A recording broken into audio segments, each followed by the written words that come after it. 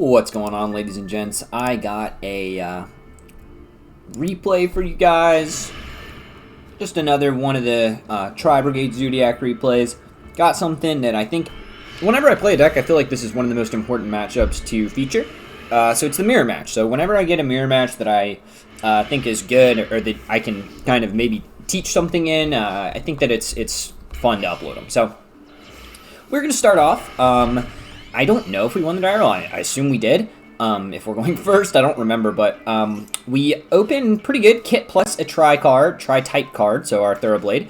So we just do the standard normal Almirage, link, search, link, discard the Zoo card, and then go for the Boom Bang Silver Sheller. We're going first, so we're gonna shuffle the Lightning Storm back in the deck and search out our Tri-Brigade Revolt. So we set an Imperm and a Revolt. So we've got a pretty good board, pretty good first turn setup. So he's gonna normal summon a Zoo. If you guys don't know, normal summoning a Zoo is essentially just forcing out any kind of disruption, because if I don't disrupt it, he's just gonna go straight into Trident, and yeah, I don't really want him Tridenting my board or potentially going into Zeus or any of this. I guess I potentially could have waited, because I guess what does Trident really do besides pop, nothing. But anyway, he Nibiru's me. So I suppose it does not really matter, because no matter what I did this turn, when I revolted, I was going to get Nibiru'd. It's his turn, so Nibiru is not quite as good, in my opinion, on doing it on your own turn. And then obviously my Revolt resolves, and then my Shurag is going to get its effect to banish. And then, yep, he's just keeping going, because obviously he's got the Kairos access, so he can set up his Tri-Brigade Revolt. He can set up his Zoo standard, or his Tri-Brigade standard stuff. Goes into the link to. Now he knows I have Nibiru because there was a pause. So anyway, before the end of his main 2, he's going to link into... Oh, and then it's important as well that I need to Nibiru him before he goes into Appaloosa. So, he didn't have an opportunity to link for Appaloosa there. He just made his link 3, and I'm going to go ahead and Nibiru that just because I want to go ahead and get the 3K beater on board, because I know that if he goes for his Tri-Brigade Revolt, he'll only be able to banish either my Fractal, and I end up top decking Tenki and going for the Thoroughblade. Thoroughblade's a little bit better in this situation, because I can Zeus him and guaranteed force out that Tri-Brigade Revolt. So he's just gonna go. He knows the deal. He's a Tri-Brigade Zoo player as well. I don't know actually if there's Zoos in his deck or not. Oh, there are. We saw him summon Whiptail. Anyway, he goes into his Omen, and he's gonna just kind of copy my play. I don't even know if this is correct here, because well, I guess he's kind of absolutely forced to banish my Thoroughblade. Otherwise, I'm gonna set up a 4-material Zeus, and he's gonna instantly lose the game. Okay, boom. He banishes my Thoroughblade. That is a bit unfortunate, but it happens. It happens. We're gonna crash our Nibiru into his Omen, because so if you guys, this is something I failed to explain the last time. If you guys don't know Omen's ability, and I didn't even really read it correctly. When this card's sent to the graveyard, you can add a Tri-Brigade monster from your deck to your hand, equal in level or less than the amount of banished Tri-Brigades you have. And I literally I don't know how I made it this far without knowing that. I guess because whenever it had come up for me, it hadn't been relevant. But that's why he couldn't search in the other video as well when I crashed them together, because he doesn't have any banished Tri-Brigade monsters, or banished face up. So the card has to be banished. There's probably Tri-Brigades in this pile, but none of them are face up, so he can't use Shurag. Anyway, it is his turn. I'm just really hoping he can't kill me. If he can, obviously there's nothing I can do about that. It's just GG, feels bad. Anyway, he is going to normal summon his Whiptail, and then go into a defense position Trident. He should just attack me for 1200 before he goes into his Trident.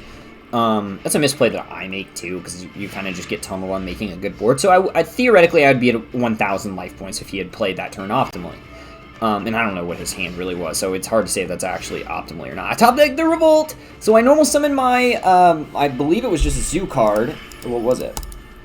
What was it actually? Yeah, it was just a Fractal. It was a Fractal I had, but I top deck Revolt. And here we're going to slow play as much of his Zoo extract as we can. So what I mean by that is I just want him to make Chalk-and-Eye and make Tiger Mortar, and then I'll make a reaction. And even when he makes Tiger Mortar and attaches the material to Trident, that's still not a threat to me. And the other part of this game you guys have to remember is that he's already gone into his second Shurak. So he pretty much has no disruption left for me in his extract. So he goes into Appaloosa, and this is something that I think a lot of people would be really scared of, is Appaloosa here, because how am I ever going to be able to negate, or how am I ever going to be able to banish his cards now? My Revolt should just be dead, right? Except Tri-Brigade Revolt is a broken card. So Tri-Brigade Revolt, special summoning everything out. He can't negate that, obviously, because Appaloosa can only negate monster effects. We go ahead and get back our Shurag, our Nerval, our Thoroughblade, and our Silver Fang. So we could have gone for Kit instead of Silver Fang. It didn't really matter, but I didn't want to send more Zoos for my, or I didn't want to send more Beast Warriors from my deck to the graveyard. Anyway, just because I want to be able to draw more, so we're just hoping to search one.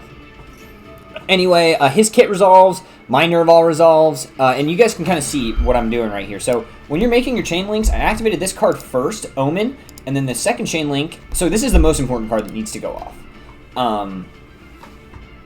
So we absolutely, and this is simultaneous, so this is really kind of a tricky thing. This card was summoned at the exact same time as the cards went to the graveyard for its link summon. So that means that the player, that means that I can order my cards, the things that happen simultaneously,